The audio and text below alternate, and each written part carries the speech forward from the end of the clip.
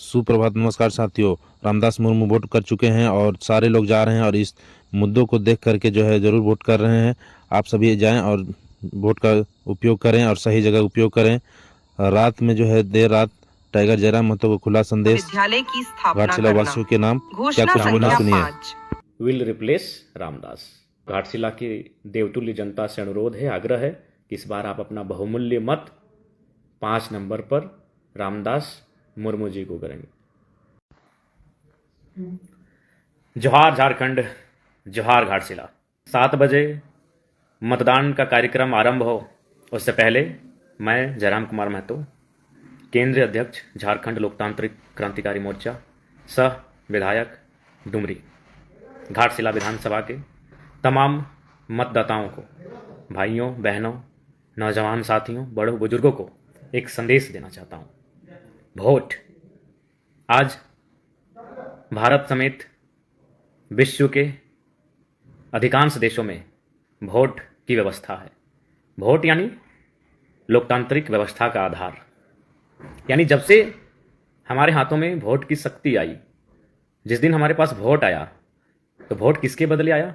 जब भी कोई नई चीज़ आती है किसी के बदले आती है। जी हाँ, वोट आया राजतंत्र के समाप्ति पर, राजाओं के शासन के समाप्ति पर वोट तंत्र का उदय हुआ।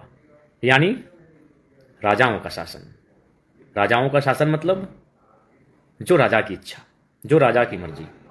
राजा का पुत्र राजा, राजा के पुत्र का पुत्र राजा, राजा के पुत्र का नाती राजा, राजा के नाती का नाती राजा, बादशाह राजा, बादशाह का बेटा बादशाह, बादशाह के बेटे का बेटा बादशाह, शहंशाह का बेटा शहंशाह, सुल्तान का बेटा सुल्तान, सम्राट का बेटा सम्राट। यानी इस परंपरा को ध्वस्त करके, इस परंपरा को दरकिनार करते हुए भारत देश में लोकतंत्र की व्यवस्था हुई और लोकतंत्र का आधार बना वोट का तरीका। वोट की यह प्रणाली उस लोकतांत्रिक व्यवस्था का आधार बनी। यानी अब राजा की मर्जी नहीं है, अब बादशाह की मर्जी नहीं है, अब शहंशाह की हुकूमत नहीं है, अब जनता के हाथ में निर्णय है। जनता के हाथ में निर्णय है, जनता के पास निर्णय है कि अब हमारा राजा कौन होगा। अब तो उसे राजा नहीं कहेंगे, जनप्रतिनिधि कहेंगे। लेकिन राजा के स्थान पर कौन आया? राजा जो शासन करता था, राजा जो नीति नियम बनाता था, राजा जो राज्य को चलाता था। तब राजा तो चले गए, उनके स्थान पर कौन है? उनके स्थान पर आज हैं एमपी का समूह और एमएलए का समूह, ग्रुप ऑफ एमएलए और ग्रुप ऑफ एमपीज। यानी एमएलए का समूह और एमपी का समूह। एमपी का समूह यानी देश के लिए, एमएलए का समूह यानी राज्य के लिए, जो राजाओं के स्थान पर शासन प्रशासन को चलाने के लिए आए। अब उस शासन प्रशासन को जो लोग चलाएंगे वो उनकी मर्जी नहीं है, वो हमारी मर्जी से जाएंगे, हमारे वोट से चुनकर जाएंगे। हम जिन्हें वोट देंगे वही जाएंगे और शासन प्रशासन को चलाएंगे। तो मैं ये बातें इतनी लंबी और विस्तार से इसलिए कह रहा हूं क्योंकि जिस मकसद के साथ हमारे देश ने लोकतंत्र की व्यवस्था को अपनाया था, जिस मकसद के साथ एक आम जनमानस ने वोट तंत्र में अपनी भागीदारी को सुनिश्चित की थी, वो मकसद आज 70-75 सालों के बाद भी सार्थक होता हुआ नहीं दिख रहा है। आज भी ऐसा प्रतीत होता है कि राजा के पुत्र को ही उसी की उम्मीदवारी आज भी है। 75 वर्षों के बाद भी इतना बदलाव नहीं हो पाया कि आम जनमानस अपने वोट को लेकर सक्रिय रह सके, उस अपने वोट को लेकर चिंतनशील रहे। आज भी राजपुत्र ही बड़े बड़े राजनीतिक दलों से चुनाव लड़ने आते हैं, चुनाव लड़के विधायक, मंत्री, सांसद, मुख्यमंत्री इत्यादि इत्यादि बन जाते हैं। घाटशिला का कहानी क्या है आप सभी जानते हैं। घाटशिला में एक प्रत्याशी तो हमारे हैं, झारखंड लोकतांत्रिक क्रांतिकारी मोर्चा के एक साधारण कृषक आदिवासी परिवार के एमएससी बीएड की पढ़ाई कंप्लीट करने वाले रामदास मुर्मू, जो जेएलकेएम के प्रत्याशी है। लेकिन 2 प्रत्याशी कौन है? चलिए, हमारे भाई समान ही है, उसमें कोई उनकी हम शिकायत ना आलोचना करेंगे। दोनों हमारे बड़े भाई हैं, बाबूलाल जी और सोमेश जी। लेकिन उनका संबंध किस परिवार से है? दोनों का संबंध पूर्व मंत्रियों के परिवार से है। जो 2 प्रत्याशी हैं, जो 2 कैंडिडेट हैं, दोनों पूर्व मंत्रियों के परिवार से ताल्लुक रखते हैं। अतः ऐसे में लोकतंत्र की अवधारणा, लोकतंत्र की वह विरासत जो हमने राजतंत्र को समाप्त करके अपनाई थी, बिल्कुल सार्थक होता हुआ नहीं दिख रहा है। इसलिए आप सभी से आग्रह होगा कि घाटशिला के उपचुनाव में घाटशिला के तमाम माताओं बहनों को मैं विनती करूंगा, मैं अनुरोध करूंगा कि इस बार उस परंपरा को, उस परिपाटी को तोड़ें कि राजा का बेटा राजा बने। इसको तोड़ना होगा। ये लोकतंत्र के लिए हितकारी नहीं है, क्योंकि आज हम बात करते हैं कि हमारा देश तो अमीर है लेकिन यहाँ की जनता गरीब है। हमारा देश कल को 7 ट्रिलियन, परसों 10 ट्रिलियन, कुछ वर्षों बाद 15 ट्रिलियन, कुछ वर्षों बाद 20 ट्रिलियन, तो शायद कुछ दशकों के बाद 50 ट्रिलियन की भी इकोनॉमी छू ले। लेकिन क्या आम व्यक्ति तक पहुंच पाएगी? नहीं, एक खाई बनेगी, क्योंकि हमने सत्ता का और संपत्ति का केंद्रीकरण कर लिया है, एक जगह केंद्रित हो गई है। अगर वास्तव में हम देश को खुशहाल देखना चाहते हैं तो हमें विकेंद्रीकरण की प्रक्रिया को अपनाना होगा। हमें विकेंद्रीकरण की जो व्यवस्था है उसे सार्थक दिशा में, सकारात्मक दिशा में लेकर जाना होगा। विकेंद्रीकरण यानी किसी के पास भी पैसा, सबके पास राजनीति का पावर, सबके पास सारी व्यवस्थाएं, सबके पास, आम व्यक्ति तक, अंतिम पायदान पर जो व्यक्ति खड़ा है उस व्यक्ति तक जाएगा, उसे विकेंद्रीकरण। तो इसलिए आज इस व्यवस्था को बदलना होगा। घाटशिला के तमाम मतदाताओं से मेरा अनुरोध होगा।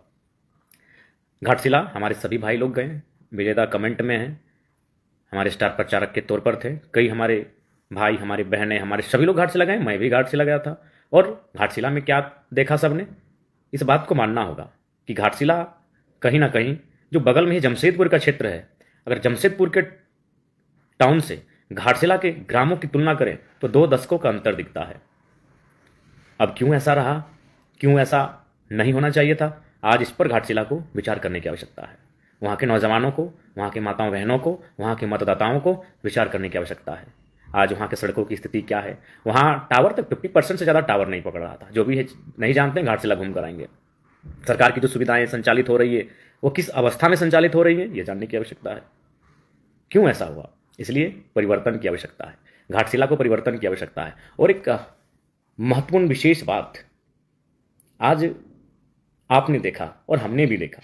मैंने तो सोचा था कि जब इंडिया और एनडीए गठबंधन का मंच सजेगा, जब दोनों बड़े राजनीतिक दलों के नेता मंचों पर दिखेंगे, जब कोई बड़ा जनसभा कार्यक्रम होगा, और जब इंडिया एनडीए गठबंधन के एमएलए, एमपी, मिनिस्टर, यहाँ तक कि मुख्यमंत्री और दूसरे राज्यों के भी मुख्यमंत्री जब मंचों में आएंगे और भाषण देंगे, तो शायद उनके भाषणों में बेरोजगारी मुद्दा होगा, शायद उनके भाषणों में छात्रों का स्कॉलरशिप मुद्दा होगा, शायद उनके भाषणों में जादूगोड़ा का यूरेनियम मुद्दा होगा।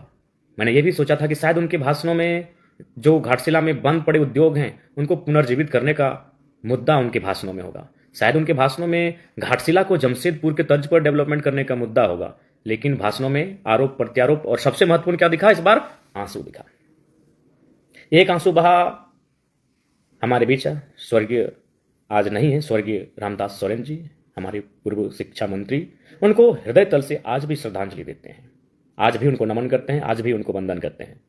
बहुत कम मुलाकात रही उनसे मेरी, चूंकि मैं इसी बार विधानसभा में मैं प्रवेश किया, और इससे पूर्व भी उनसे व्यक्तिगत रूप से ना कभी मिला था, ना कभी बातचीत हुई थी। लेकिन जब भी मुझसे मिलते थे, मुझे कभी विधायक नहीं उन्होंने माना, एक छोटे भाई से, एक बच्चे जैसा माना, और हमेशा 3-4 बार मेरी पीठ को थपथपाते थे, जैसे बच्चे को थपथपाते हैं जोर से कभी, तो पीठ थपथपाते हुए रामदास सोरेन जी मुझसे मिले। आज वो नहीं है, निस्संदेह उनको मैं श्रद्धांजलि अर्पित करता हूँ, उनका परिवार इस शोक को सहे, मैं यह भी कामना करता हूँ। लेकिन आंसू अगर राजनीतिक रूप से आएंगे, सार्वजनिक मंचों पर आएंगे, तो मैं इसका समर्थन नहीं करता हूँ। तो आपने देखा आंसू सोमेश दादा की मां की आंखों में था, उसके बाद आपने फिर आंसू देखा होगा बाबूलाल दादा के पिताजी यानी चाचा चंपोई सोरेन, उनकी आंखों में भी आंसू था। तो क्या ये आंसू झारखंड की बदहाली के लिए थे? क्या ये आंसू झारखंड की युवाओं की बेरोजगारी के लिए थे? क्या उनके आंसू झारखंड के उन छात्रों के लिए थे जिनको स्कॉलरशिप नहीं मिला है? क्या ये आंसू उन अभ्यर्थियों के लिए थे जिन्होंने परीक्षा तो लिखा है लेकिन रिजल्ट पेंडिंग है? क्या ये आंसू उन अभ्यर्थियों के लिए थे जो 10 वर्षों से एग्जाम की उम्मीद में, आस में बैठे हैं? नहीं, ये आंसू, दोनों के आंसू उनके बेटों के लिए थे। तो मैं घाटशिला की जनता के साथ पूरे राज्य की जनता से पूछना चाहता हूं, क्या आंसू अब लोग अपने बेटों को, अपने व्यक्तिगत, क्या ये व्यक्तिगत होगा? उनका बेटा चुनाव जीत जाए इसलिए चच्चा आंसू बहा दिए, सोमेश बाबू जीत जाए। हमें लगता है शायद माननीय मुख्यमंत्री की अर्धांगिनी के कहने पर सोमेश जी की भी माता ने आंसू बहा दिया। आंसू अगर बहाना था तो हमारे सूर्या भाई, सूर्या हंसदा, जिनको एक फर्जी मुठभेड़ में मार दिया गया, प्री प्लान करके उनको मार दिया गया। क्यों? संथाल परगना के आदिवासियों की आवाज थे। अगर आंसू बहना था तो आज मेरे ही विधानसभा के विजय कुमार महतो नाम का एक युवा है जो सऊदी अरबिया में है, और जस्ट अभी मैं वहाँ के कंपनी के अधिकारी से मैंने बात किया, वो बार बार कह रहे हैं कि एजेंट चाहिए, क्योंकि गोली लगी है। एक 25 साल का नौजवान, ऐसे ऐसे लगभग मैंने 4 जिला का डेटा निकाला है, उन 4 जिलों में लगभग 54, 55, 22 से 32 साल के नौजवान डेथ किए पिछले 6 महीनों में। 50 से ज़्यादा नौजवान जो विदेश में, प्रदेशों में रहते हैं, वो मर गए हैं काम के दौरान, ड्यूटी के दौरान। 22 से 32 साल, तो आंसू वहां बहना चाहिए था। इनका आंसू झारखंड की भलाई, झारखंड दुख है इसलिए इनका आंसू नहीं बहा, इनका आंसू अपने बेटे के लिए बहा है। तो मैं जनता से यही पूछना चाहता हूं, खासकर घाटशिला की जनता से, आप अपने बेटे के लिए आंसू ना बहाएं, कम से कम अपना वोट का सही इस्तेमाल तो करें। आप सीखिए इनसे, आप सोमेश जी की माता जी से। और खैर वो आंसू तो मुझे पूर्ण विश्वास है मुख्यमंत्री की अर्धांगिनी के कहने पर, जी बिल्कुल विलेज ब्लॉक भैया, उत्पाद सिपाही का जो दौड़, आपको याद होगा एक बहाली का जो दौड़ हुआ जिसमें 17-18 से ज़्यादा भाइयों ने जान गंवा दी, आज तक वो एग्ज़ाम कंप्लीट नहीं हुआ। तो आंसू अगर बहाना चाहिए था तो उन 18-20 नौजवान जो बहाली में दौड़ते दौड़ते मर गए, बहाली में दौड़ते दौड़ते बेचारे मर गए, तो असल में आंसू वहाँ बहना चाहिए था। चंपे चाचा अगर आंसू ना बहाते और सपोज उनका बेटा हार जाते तो क्या बिगड़ जाता। 25-30 सालों से विधायक हैं, 2 बार मंत्री हैं, मुख्यमंत्री भी रह चुके हैं। सोमेश की माता जी अगर आंसू ना बहाती और सोमेश चुनाव हार जाता, क्या बिगड़ जाता। उनके सोमेश जी के पिताजी भी 2 बार मंत्री रह चुके हैं, 4 बार, 3 बार या 4 बार या 5 बार, जो भी है मैं एग्जैक्ट नहीं हूं, विधायक रह चुके हैं। कई वर्षों से राजनीति में हैं, और हैं नहीं, जब हैं तो अच्छा खासा उनका आर्थिक स्थिति अच्छी खासी होगी, सामाजिक स्थिति अच्छी खासी होगी। तो अगर उनके आंसू ना बहाने से उनके बच्चे अगर चुनाव हार भी जाते हैं तो क्या फर्क पड़ता।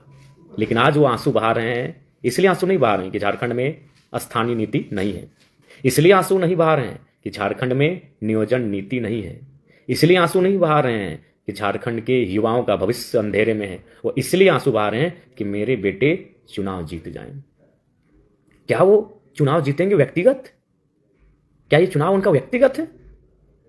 क्योंकि ये जो चुनाव है, ये जो चुनाव है, जो 14 तारीख को जिसका रिजल्ट आएगा और उसे जिस पद से नवाजा जाएगा, वह पद जनप्रतिनिधि कहलाएगा। जनप्रतिनिधि का पद कहलाएगा, वह जनप्रतिनिधि होगा, वो सबका, वो पूरे विधानसभा का नेता और पूरे राज्य के लोगों का आवाज होगा। तो फिर आंसू अपने बेटे को जिताने के लिए बहा रहे हैं, इसका मतलब क्या वो पद व्यक्तिगत होगा? क्या वो पद व्यक्तिगत लाभ की कमाई के लिए होगा? क्या वो पद निजी स्वार्थ की पूर्ति के लिए होगा? यदि वो पद व्यक्तिगत नहीं है, यदि वो पद निजी लाभ की कमाई के लिए नहीं है, यदि वो पद निजी स्वार्थ की पूर्ति के लिए नहीं है, तो आंसू बहाने की कोई आवश्यकता नहीं है। अगर वो काबिल होंगे, जनता उन्हें चुनेंगे, जनता उनका समर्थन करेंगे, जनता उनके साथ खड़ा रहेंगे। इसलिए आप तमाम जनता जनार्दन से मेरा आग्रह होगा कि आंसू की राजनीति को, ये आंसुओं की राजनीति को, मोदी जी आस्था को ले आए, अब हेमंत दादा आंसुओं की राजनीति लेकर आए हैं और चंपई चाचा उसी को फॉलो करने जा रहे हैं। तो इसको दूर करें। और साथ ही साथ मैं मानता हूं, मैं उनके आंसू की कद्र करता हूं। अगर वो आंसू व्यक्तिगत रूप से अपने आंगन में, अपने घरों में या किसी गैर राजनीतिक कार्यक्रम में अगर आते तो मैं समझता, मैं मानता हूं सोमेश जी की माता ने अपने पति को खोया है, मैं उनकी आंसू के प्रति सहानुभूति रखता हूं। चंपई चाचा ने 40 साल जिस पार्टी की सेवा दी, उस पार्टी से वो बाहर हो गए, उस पार्टी को उन्होंने छोड़ दिया, मान सम्मान में ठेस पहुंचाए, मैं इस पीड़ा का भी अनुभव करता हूं। निस्संदेह दोनों को पीड़ा है, सोमेश दादा की माता को भी पीड़ा है और चंपई चाचा यानी बाबूलाल जी के पिता को भी पीड़ा है।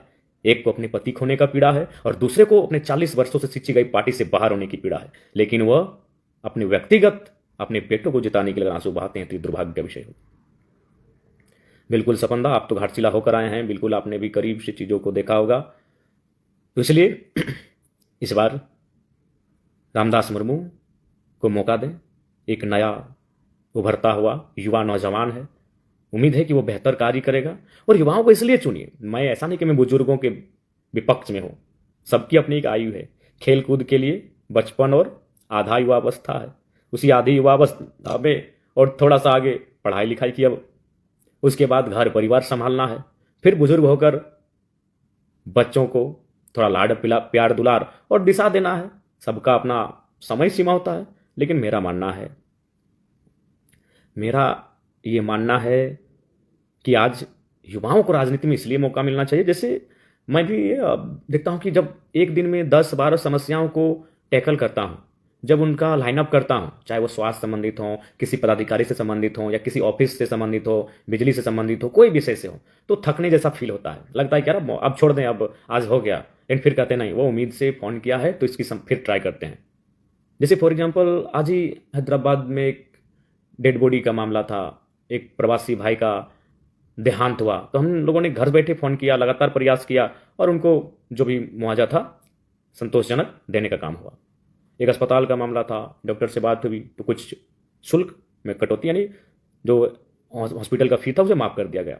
लेकिन जो जहाँ अधिक उम्र के विधायक के सांसद हैं, यकीन मानिए उनको आप एक दिन में 10 से ज़्यादा 12 कॉल कर दीजिए और बोलिए कि हम समस्या है, वो खुद और इंटरेस्ट नहीं लेने लगते हैं, क्योंकि मन, शरीर, तन सब थकने लगता है।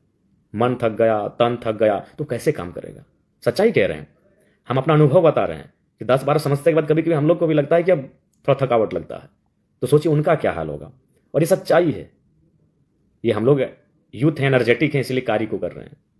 इसलिए आपसे आग्रह है, युवाओं को राजनीति में मौका दीजिए, क्योंकि वो एक्टिव होकर काम करेंगे और बहुत ही तेज तरार होकर कार्य करेंगे। इसलिए आप सभी से आग्रह है, घाटशिला की जनता से अनुरोध है, विनती है कि इस बार झारखंड लोकतांत्रिक क्रांतिकारी मोर्चा के रामदास मुर्मू, नाम भी बड़ा प्यारा है, हमारे दिवंगत स्वर्गवासी मंत्री महोदय, उनका भी नाम रामदास सोरेन था, इनका नाम रामदास मुर्मू है। रामदास विल रिप्लेस रामदास, रामदास की जगह लेंगे। कितना सुंदर मेल खा रहा है। और ये आवश्यक नहीं, मैं मंत्री जी को श्रद्धांजलि देते हुए, नमन करते हुए, वंदन करते हुए कहूँगा कि आवश्यक नहीं है कि उन्होंने जो काम जहाँ छोड़ा है उनका परिवार का ही कोई पूरा करेगा। कोई नया ऊर्जावान, विचारवान युवा उस रास्ते में आएगा और उस कार्य को जो छूटा है उसे पूरा करने के लिए आगे बढ़ेगा। इसलिए रामदास मुर्मू को सपोर्ट करें। घाटशिला वासियों, आप सभी से आग्रह है कि रामदास मुर्मू, जिनका क्रमांक आपको पता है 5 है, चुनाव चिन्ह कैंची छाप है, बिक्कीदा ड्राइवर भाई लोगों के लिए भी ज़रूर आवाज़ उठाएंगे।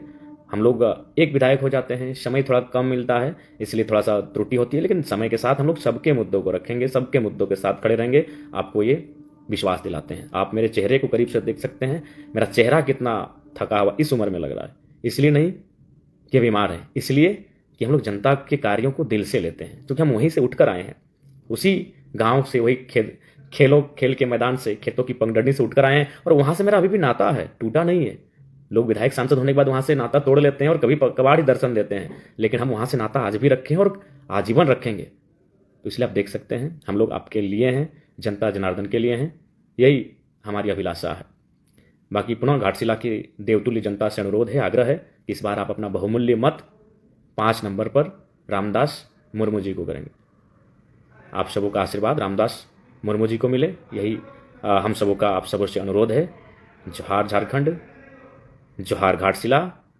घाटशिला के उपचुनाव में रामदास मुर्मू को कैंची छाप पर बटन दबाकर भारी मतों से विजयी बनाएं, यही अनुरोध है, विनती है। जोहार। जोहार सभी दादा, भाई, बहन, दीदी लोग जो जुड़े हैं लाइव सेक्शन से, सबको जोहार।